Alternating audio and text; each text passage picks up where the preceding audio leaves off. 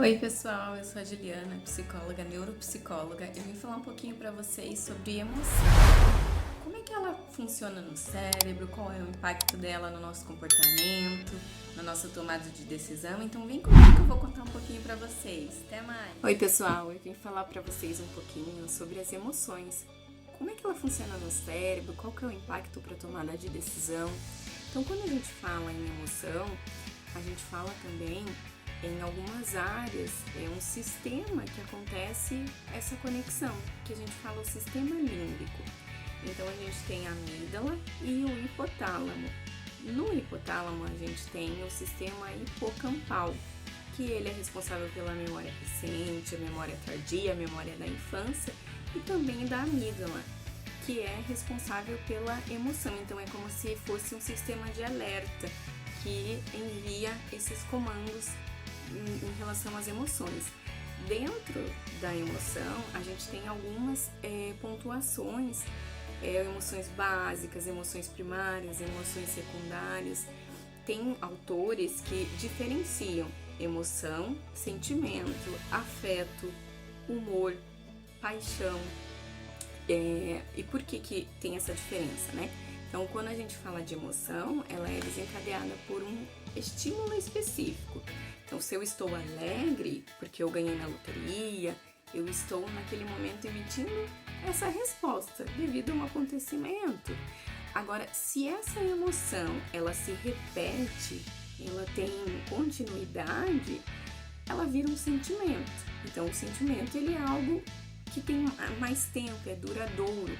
Como a gente fala quando você pergunta sobre o sentimento, é muito mais fácil dizer sobre o amor, né? Então, isso é importante porque é um sinalizador, né? Então, quando a gente fala, por que o adulto ele tem mais facilidade de reconhecer a emoção e a criança não? A criança, ela está no desenvolvimento cerebral, então ela não tem essa maturidade cerebral ainda. Por isso que ela, em muitas situações, ela é tomada por esse contexto emocional. É por isso que a gente orienta os pais, né? Diante de uma situação em que a criança expressa a emoção, o que seria possível? É esse acolhimento, para depois tentar entender o que significou para a criança, inclusive apresentar esse repertório, né? A gente vem de uma cultura onde esse contexto emocional ele é muito rígido, então você pode chorar, eu não sei como lidar com esse choro, então é muito comum a gente ouvir algumas falas, engole o choro, não precisa chorar, fique quieto. Quando vem essa pontuação, o que sinaliza? Essa dificuldade em lidar com essas emoções que são consideradas negativas, mas ainda assim faz parte.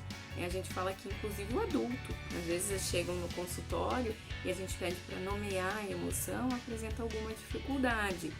Ou seja, mesmo o adulto tendo uma maturidade cerebral, ele em muitas situações tem essa dificuldade. Por isso que em alguns exercícios terapêuticos a gente inclusive precisa voltar nesse contexto básico, né? Quais que são as emoções primárias, por exemplo, né? Tristeza, alegria, raiva, o medo. Então essas são consideradas primárias porque nos estudos foram identificados um comportamento semelhante a várias pessoas, a uma sociedade, a população. Então por isso que é considerada emoção básica. Então, quando a gente fala em como que a criança aprende esse repertório, como que ela desenvolve esse repertório emocional, então por isso que hoje a gente ouve muito sobre a palavra inteligência emocional. O que é a inteligência emocional? É você conseguir identificar as suas emoções, conseguir aprender sobre as emoções, mas para que isso aconteça é importante que você também consiga nomear ela.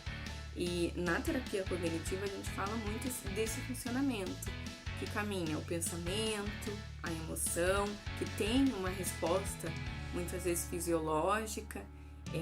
Por exemplo, se eu estou triste, o que sinaliza no corpo? Por isso que a gente fala sinais e sintomas da própria ansiedade, né? A gente fala que o nível de ansiedade ele é saudável.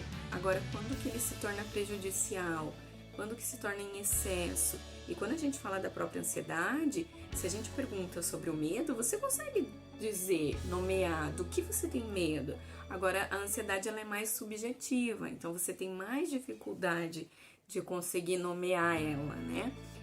Ainda assim, você percebe os sinais, acelerou o coração. Então é o quanto caminha em conjunto, o cognitivo, o físico. Por isso que a gente fala dessa conexão, desse sistema que acontece no indivíduo em resposta emocional. Então quando a gente fala do humor, você já ouviu falar mal-humorado, bem-humorado, são questões dentro da afetividade. A afetividade, ela traz um contexto mais geral, né? Então você fala, eu sinto afeto por várias situações, ou várias pessoas, ou objetos, eu tenho um carinho, né? Esse é um estado em relação ao próprio humor. A gente fala também sobre o humor nas patologias. É muito comum você falar humor deprimido, apático.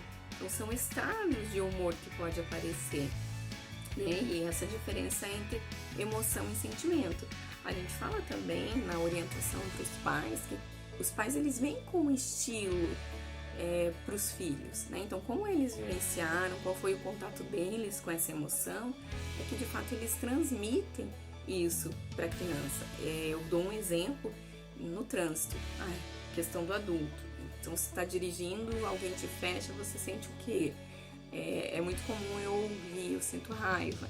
Agora, existe também um raciocínio. O que eu faço com esse comportamento? Como que eu reajo? E a criança já não. A criança, ela é tomada pela emoção. Ela não tem essa reflexão do que fazer, desse manejo. Então, ainda ontem eu usei um exemplo. Eu perguntei para uma criança de 6 anos, mais ou menos, o que ela entendia como choro. Então, por que as pessoas choravam? Ela deu algumas nomenclaturas, porque tá triste, porque se emocionou, porque ficou feliz. Então, ela conseguiu dizer algumas possibilidades do choro.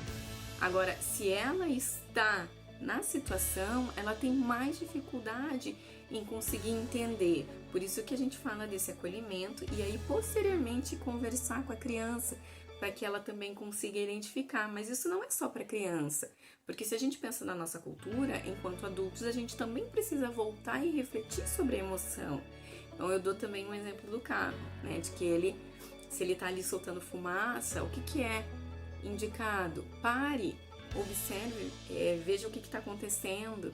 Então o emocional, ele caminha dessa forma. E quando a gente fala dessa regulação, por N fatores, ela pode interferir.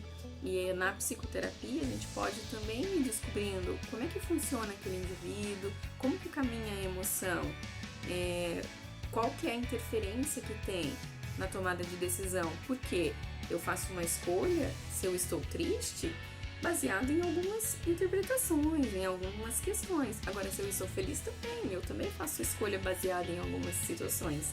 Então a gente fala muito o quanto a emoção pode influenciar, sim, na tomada de decisão, no planejamento, na meta, como eu interpreto as situações, né? E a gente fala que você estar ligado a esses sinais, a esses sintomas, o que permite?